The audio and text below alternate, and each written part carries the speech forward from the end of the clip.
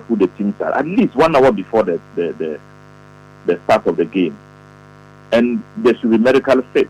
So it means that within a few minutes, the medical fit can happen. 30 minutes, they can examine somebody and say, look, he's fit. Within an hour, you should inform the what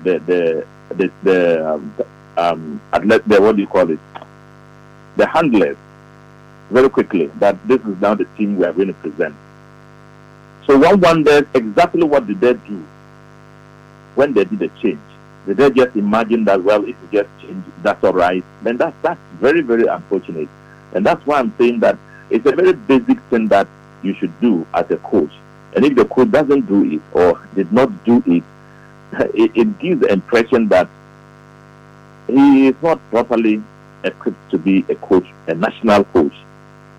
So it's something that is disturbing all of us. I saw it that we were disqualified, and I was a bit surprised about what happened and very disappointed, because that's the hope of Ghana.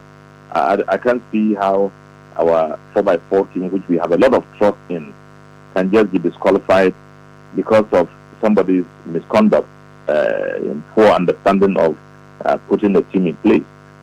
So it's Alfred. I think it's a disturbing phenomenon.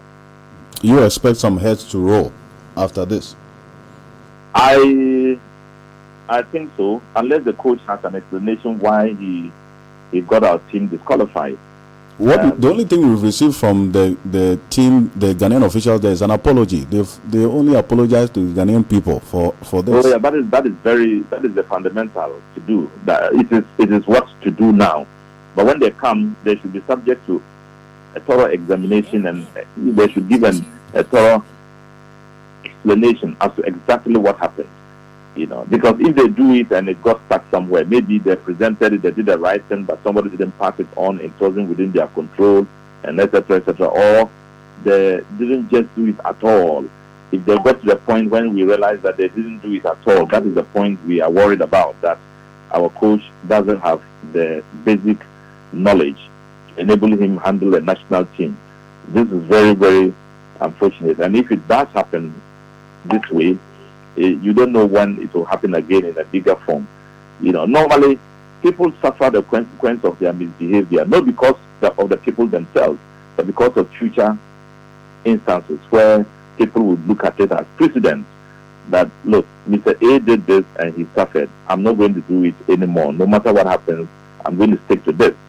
But when people are forgiven for their crimes or their inability to do the right thing, and we take it as normal Ghanaian life, that we often go wrong and we often are forgiven. We don't even understand the impact of it to national drive. Then it shows that we can always have people do the wrong and still go free. So when any heads are rolling, it will be because it has to be there for us to use as an example as to when people do the right thing. If they don't do, the consequence will be for them to lose their job. Abdul-Rashid Pelpuo, thank you for your time this morning.